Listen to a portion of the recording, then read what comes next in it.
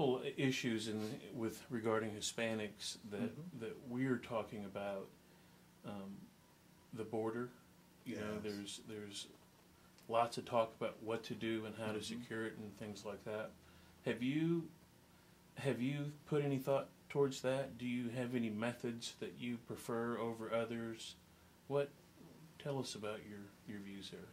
Well, probably the thing that I've understood most in the recent year or two is the amount of technology we have to guard our borders. And you know, some of the fences, I know, as Rick Perry said, you know, you build a fence, they'll build a taller ladder. I think the technology that we have, I mean, they don't do things like, I've heard they're not surveilling at night. They let them through public, they don't do any real surveillance in some of the public lands and that sort of thing. But I believe that a lot of the solution for this, and I remember this in the 1970s, and particularly in San Antonio, there was kind of a real toughening of employers that were hiring illegals. And I don't know if you remember, well, you wouldn't remember, you're too young, but we were pretty aware of how it slowed down the immigration. And I think if we do strengthen the rules with employers, that will slow down a lot of that immigration. What's different than then is now we have the drug issues. And with the cartels and some of these who are, employers not hiring illegals is irrelevant to them. They're here bringing drugs and the weapons and the danger that comes with all that. So combine the technology, combined with the employers being sure that they're not hiring illegals. And then secondly, or maybe that's thirdly, I would do work visas. I would make sure that the people who wanted to come across and have some of those jobs came across in a legal manner. You know, I am not one that says we don't want the immigration. We just want it in a legal fashion. And we need more boots on the ground to deal particularly with the cartels. I'm pretty solid in my belief that the employers are the ones that are really wooing the people from Mexico to come across the borders. And we can really impact that. You know, I've been told the reason most of these employers are never fined or you'll never see anything about it after they're raided is because they contribute. They contribute to campaigns and candidates, and people are just looking the other way. They're not going forward with the other part of Simpson-Mazzoli, which was the enforcement of those employment laws. I agree with you. We think that it is critical to crack down on that and to enforce those laws. Already on the books, it doesn't even require anything. Absolutely. So that's absolutely. I like that. And then of course this is a tough one, but after you secure the border, these 15 million plus people that are here, based on what you're telling me, a worker visa program or something like that, where they could come out of the shadows and become documented. Right. There's people that think that that's a pathway to citizenship, and they're totally against that. Well, the worker visa is a temporary.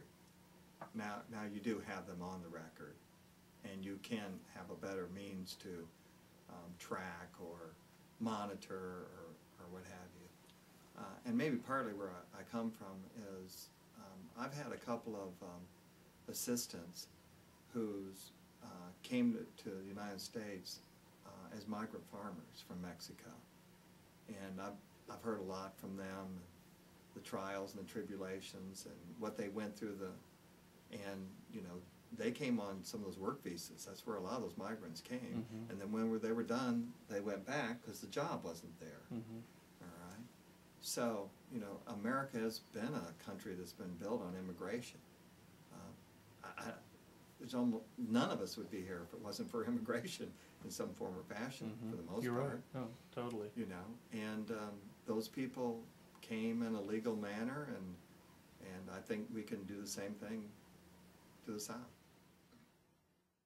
Do you have any idea who's running things in Libya? No, I do not. And I'm not sure anybody knows that I know. All right. I was in Halliburton at the time when we were doing a lot of work in Algeria. And I've been to Tunisia and Algeria and spent a lot of time there with the company, having to have armed bodyguards and travel in caravans. And so I have a little bit of international flavor, obviously, if I had international Right. operations. And I heard a lot from the Tunisians and a lot from the Algerians about Libya and what they were going through. During that time, I was doing work in Algeria. There were about 50,000 people in their civil war between the fundamentalists and the more democratic factions. But nobody in that part of the world sees democracy as we see it. Even when they use the words, they don't. And when you look all across that part of the Northern Africa or the Middle East, they have the factions over there that are struggling with each other so much that I don't really see whatever comes out is going to be what we in America think of it. You know, I know people are concerned about the Muslim Brotherhood and some of the other groups who are trying to get control, and that's an issue. The president thinks it's a good thing, what's happening over there. He feels as though freedom is taking over. Well, we've been in Iraq long enough. We've been in Afghanistan. Those areas are different than Northern Africa, and the different factions there are different. They don't necessarily like each other, but they do like Sharia law. And whatever they do, they're always going to have fundamentalists who are going to be pushing Sharia law. And that's why I said earlier, whatever they come up with, even if it's better than what they have in other places there, it will never be what we think of as true democracy. So the fall of Libya, I think, is a good thing, but we have to watch what happens hereafter to be ensure that it's better than what it is now. And what about pulling out of Iraq? Well, from what I read, probably the same things that you read, apparently we didn't have enough stroke and power or negotiation ability, which that's what I've spent most of my career as a negotiator, and in that part of the world as well. It was obvious that they wanted those, in my opinion, those negotiations to fall apart was quite convenient. How America couldn't get Iraq to agree to immunity for our soldiers there is beyond me. We have it where our bases are in other places in the world. So something is not right there. Do you think these Muslim nations look at President Obama as an ally for them or an enemy of theirs? No, I think they see him as weak, or weaker is probably a better term. And that's troubling. We saw when Ronald Reagan became president how democracy started flourishing all over the world, the fall of the Soviet Union, and having worked over there and with a lot of the various people from those countries, they really operate on strength. And if you don't have strength and you don't exhibit strength and you don't show resolve, they think you're weak. And they actually think we're kind of comical. You know, I'd have some of the people in the national oil companies in a few of those countries, and they would laugh at America. And they say, you guys just don't get it. Because you don't know how we operate under strength. Right? You know, I don't have all the intelligence that a lot of the people in Washington do.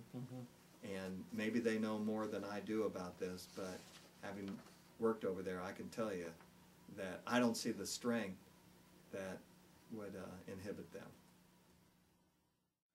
you mentioned in your bio that you were spurred to take action by concern for the country's future. Right.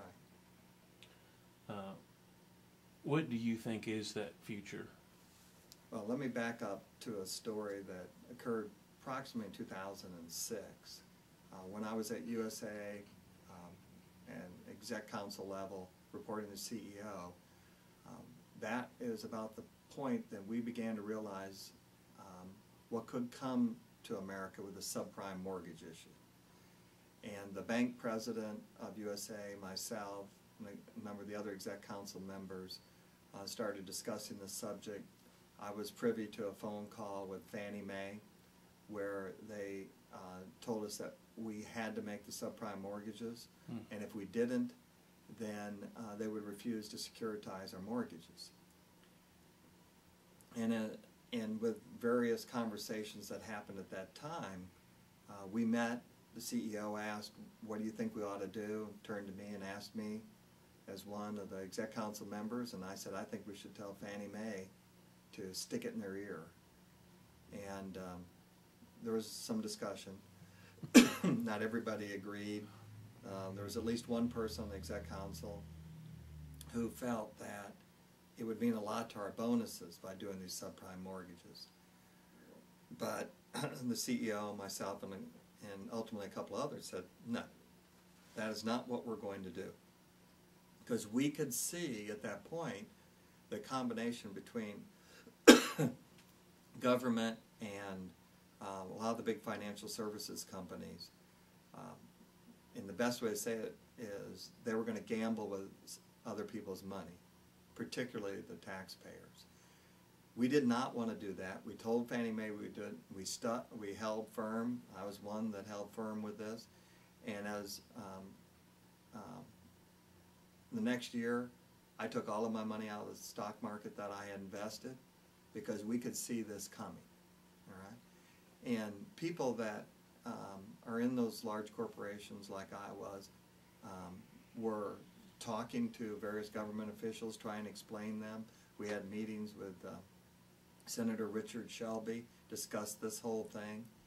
And so that's why I took my money out of the stock market. A bunch of the others, we saw we weren't going to get the reforms, and we could see what could happen to America. Excuse me. Got a little tickle.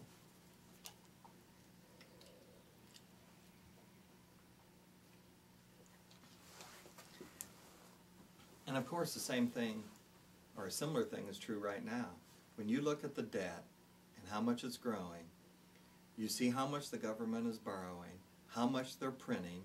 We are printing more money now than we have ever printed in the history of America.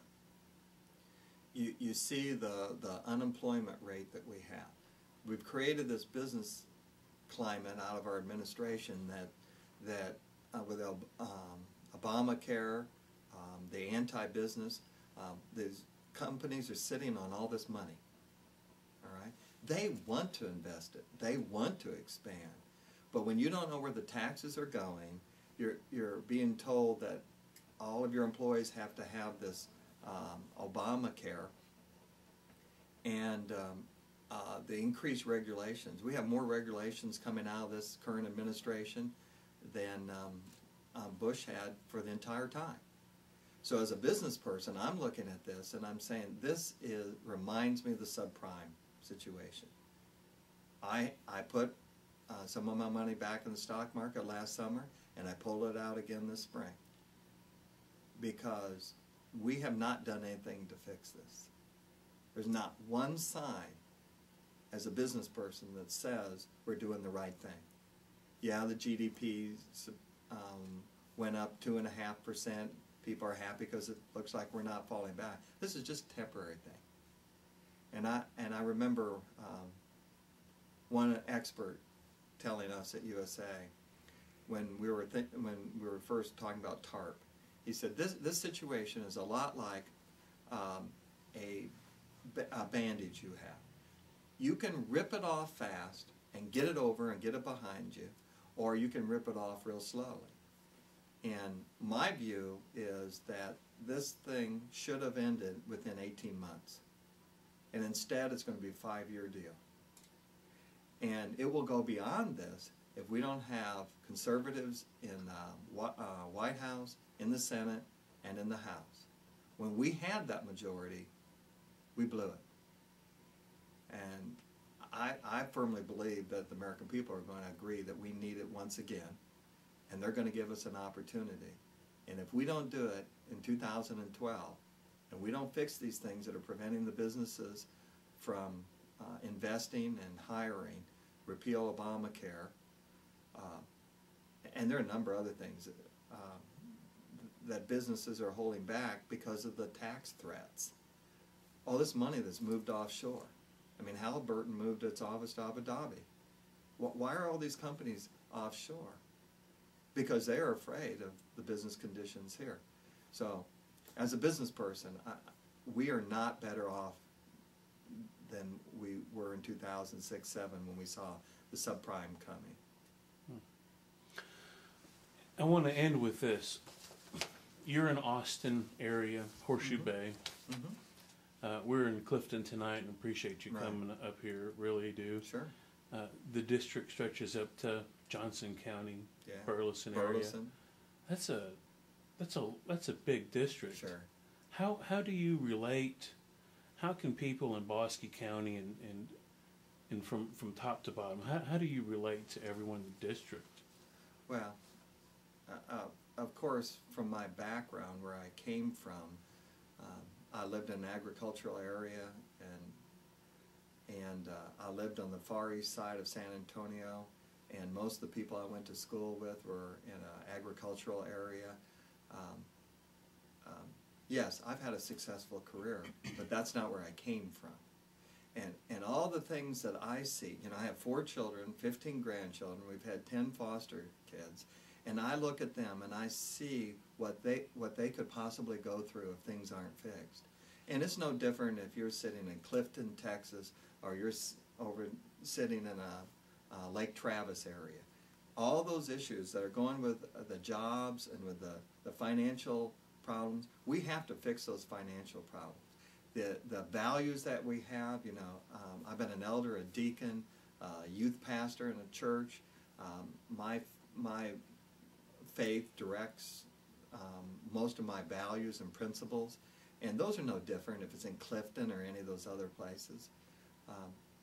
And the needs that I was explaining financially,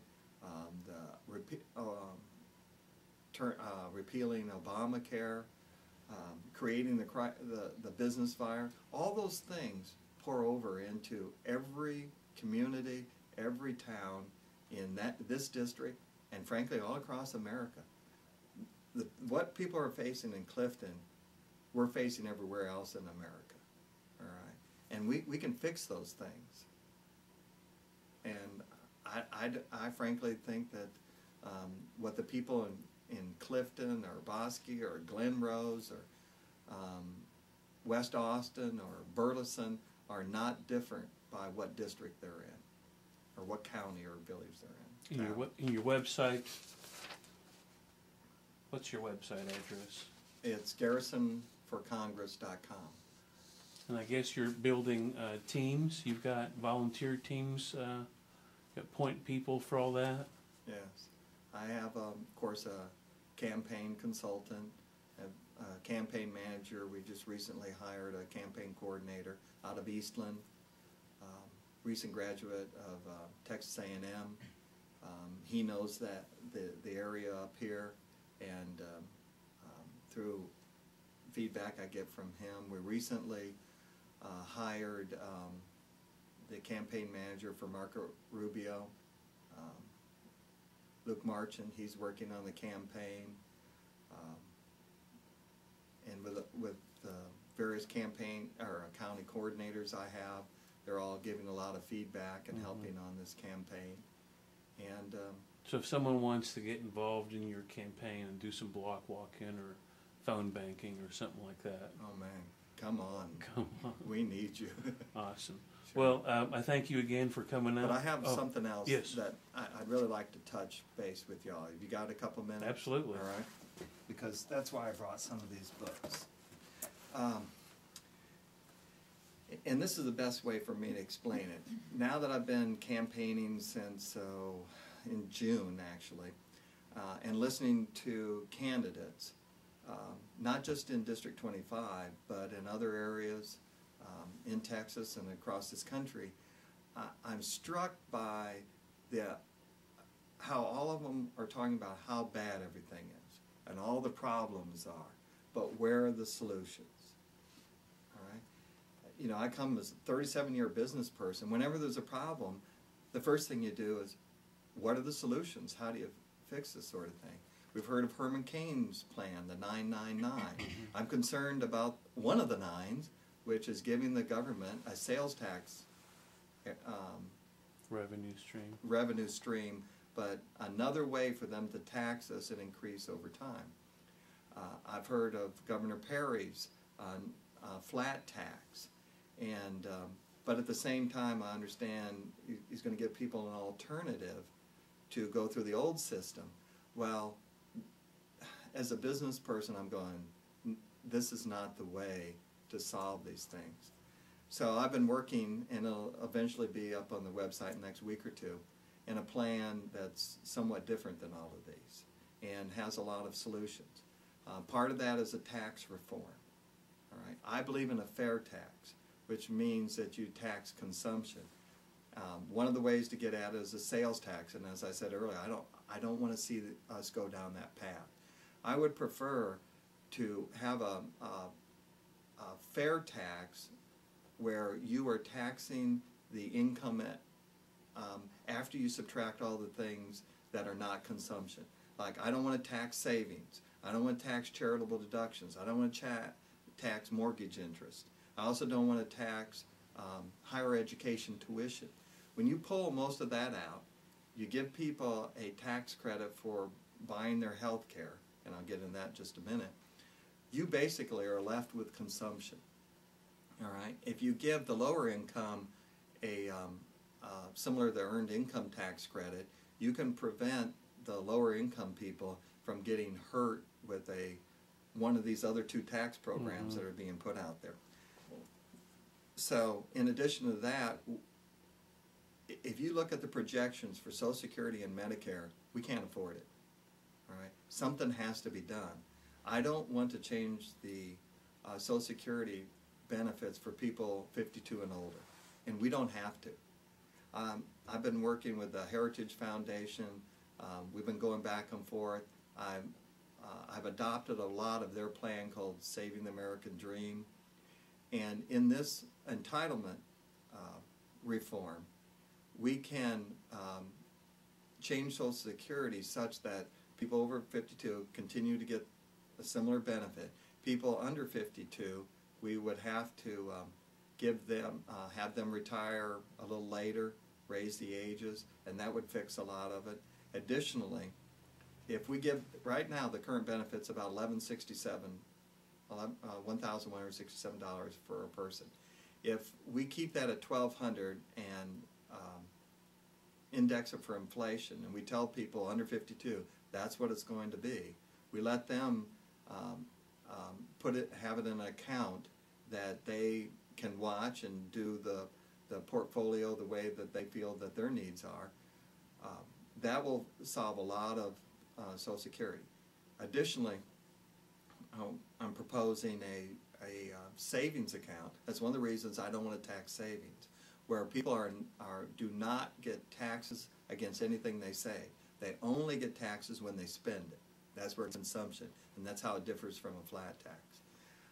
Additionally, I worked for Aetna for not quite a year, working on a turnaround, doing a lot of cost reductions, and through all that I learned there, I know that there's a better way to do healthcare. First of all, we got to be able to acquire it across state lines. Healthcare companies want group policies. They don't want people to have personal policies, because then the consumer is in charge. And if we can put the consumers in charge of their own health care, we can fix this health care problem as well.